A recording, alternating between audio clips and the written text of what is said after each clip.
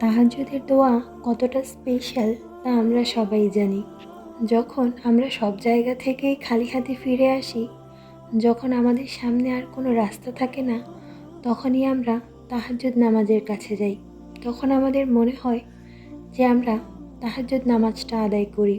আমরা সবাই জানি তাহাজ্জুদের দোয়া কখনো বিফলে যায় না। অনেক মানুষের জীবনেই এই নামাজের কারণে মোজেজা হয়েছে এবং আগেও হবে। আর তাহাজ্জুদ নামাজ তুমি চাইলেই তো পড়তে পারবে না। আমি জানি এমন অনেক মানুষ আমি দেখেছি যারা রাতে অনেক আশা নিয়ে ঘুমায় যে শেষ রাতের প্রহরে উঠে তাহাজ্জুদ আদায় করবে, কিন্তু তারা বলেছে তাদের চোখই খোলেনি।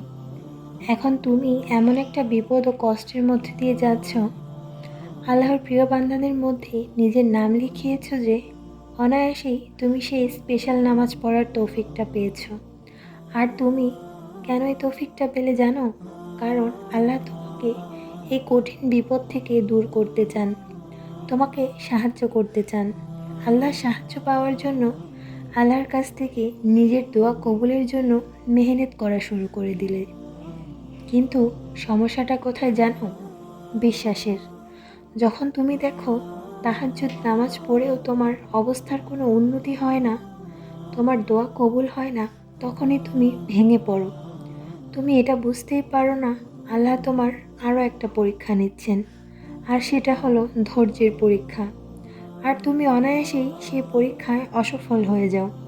তুমি এটা মনে করতে থাকো, তাহাজ্জুদ পড়েও আমার দোয়া কবুল হলো না। আমি তো অনেক দিন ধরে তাহাজ্জুদ পড়ছিলাম, তারপরও দোয়া কবুল হলো না। প্রথমত তোমাকে এটা মানতে হবে যে যা কিছু হচ্ছে তোমার সাথে এটা তোমার ইচ্ছায় হচ্ছে না। আচ্ছা, তুমি কি কখনো এটা ভেবেছো দিন রাত কি তোমার ইচ্ছায় হয়?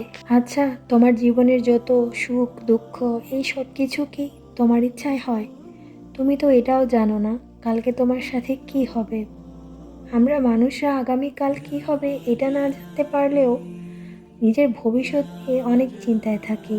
শোনো, এইসব কিছু বলার একটাই কারণ, আল্লাহ আমাদের জন্য যা করছেন আমাদের ভালোর জন্যই করছেন।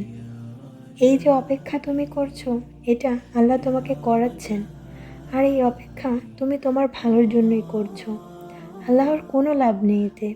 তিনি তো আমাদের শুধু তার ইবাদতের জন্যই বানিয়েছেন। তিনি তকদিরে বিশ্বাস করতে বলেছেন, আর দোয়ায় যে তকদির বদলায় এই কথাটার উপরেও বিশ্বাস রাখতে বলেছেন। আল্লাহ যদি তোমাকে গায়েব দেখার শক্তি দিত, তাহলে তুমি বুঝতে পারতে তোমার দোয়া সাথে সাথে কবুল হলে তোমার কি হতো। তোমার দুনিয়াই জাহান্নাম হয়ে যেত। তুমি যত চেষ্টাই করো না কেন, আল্লাহ কিন্তু তার সময়ই তোমাকে তোমার পছন্দের জিনিসটা দিবেন। তুমি আল্লাহর ইচ্ছার ওপর নিজেকে সোপর্দ করে দাও, দেখবে তোমার অপেক্ষা, তোমার ধৈর্য ধরা সহজ হয়ে যাবে।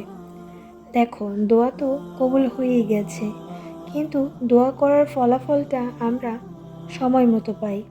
স্কুলের রেজাল্ট পেতেও তো পরীক্ষা দেওয়ার পর 1 মাস অপেক্ষা করতে হয়। সেইখানে এটা তো জীবনের সুখ দুঃখের পরীক্ষা। নিজেকে বারবার এই বলে কষ্ট দেওয়া বন্ধ করো। এটা বলো না যে আমার দোয়া কবুল হলো না। তুমি কি হাজেরা আলাইসাল্লামের কাহিনী কখনো শুনোনি? কিভাবে তিনি সে একাকী মরুভূমিতে ছিলেন আল্লাহ তাআলার উপর ভরসা করে? তিনি তো কোনো অভিযোগ করেননি। তার জীবনী থেকে কিন্তু আমরা অনেক কিছু শিক্ষা নিতে পারি। নিজেকে দোষ দেওয়া বন্ধ করো। যে বন্ধুর জন্য তুমি আল্লাহর উপর থেকে ভরসা হারিয়ে ফেলছো, সে তো তোমাকে আগেই ছেড়ে চলে গেছে। এখন তুমি তোমার রবকেও হারিও না। তুমি এটা ভুলো না যে তোমাকে তোমার রবের সামনে একাই দাঁড়াতে হবে। জীবনে সব কিছু যদি নিজের ইচ্ছা মতোই হতো, তাহলে এই দুনিয়ায় দুঃখ নামের কোনো কিছুই থাকতো না। তাই রবের উপর ভরসা রেখে দোয়া করতে থাকো। তোমার তাহাজ্জুদের দোয়া বিফলে যায়নি, আর যাবেও না। খুব শীঘ্রই কবুল হবে, যখন আল্লাহ চাইবেন। যখন তোমার জন্য উত্তম সময় আসবে, আল্লাহ তাআলা ঠিক তখনই তোমাকে সেটা দিয়ে দিবেন। যখন তুমি সেটা পেলে জীবনে খুশি হবে, সুখে থাকবে, তখনই আল্লাহ তোমাকে দান করবেন। তাই দোয়া করে তাড়াহুড়া করো না, কারণ তাহাজ্জুদের দোয়া কখনো কারো বিফলে যায়নি।